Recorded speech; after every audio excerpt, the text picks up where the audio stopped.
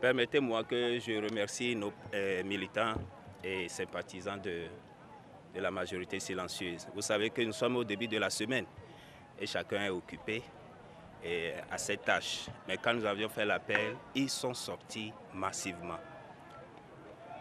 Nous sommes fatigués de la danse unique, du pensée unique, de certains qui pensent que, au fait, la démocratie, c'est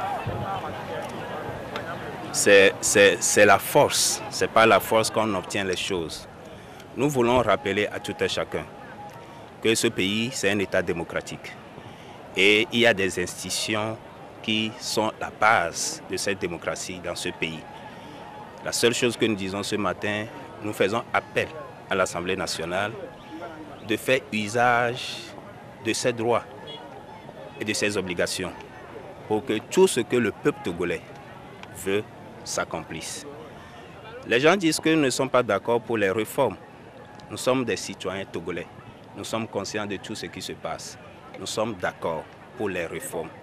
Mais il faut que ces réformes passent par l'Assemblée nationale, l'institution qui est mise en place pour faire ces réformes. Je voudrais vous rappeler quelque chose. On dit que la Constitution a été toilettée. Mais cette Constitution qui a été toilettée et qui est notre fameux cri que nous crions à chaque fois, ça a été toiletté où? Pas dans une maison, mais c'est à l'Assemblée nationale. Donc si vous voulez que quelque chose se fasse de nouveau, mais il faut que ça se fasse à l'Assemblée nationale. C'est la même chose que nous disons. Et nous faisons appel à nos jeunes, aux femmes, aux hommes, que ce que nous voulons, la chose y est déjà.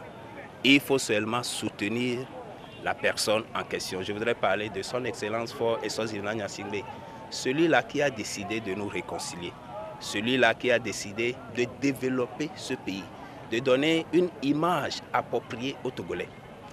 Et il n'y a rien de nouveau qui se crée. Si vous lisez la Constitution de 17 avril 1961, quelques mois après l'indépendance, à son article 33, je vous renvoie de le lire. Il n'y a rien de nouveau. Et les signataires de cette Constitution. Et je voudrais également dire à tous nos compatriotes que le Togo n'est pas gouverné par une famille.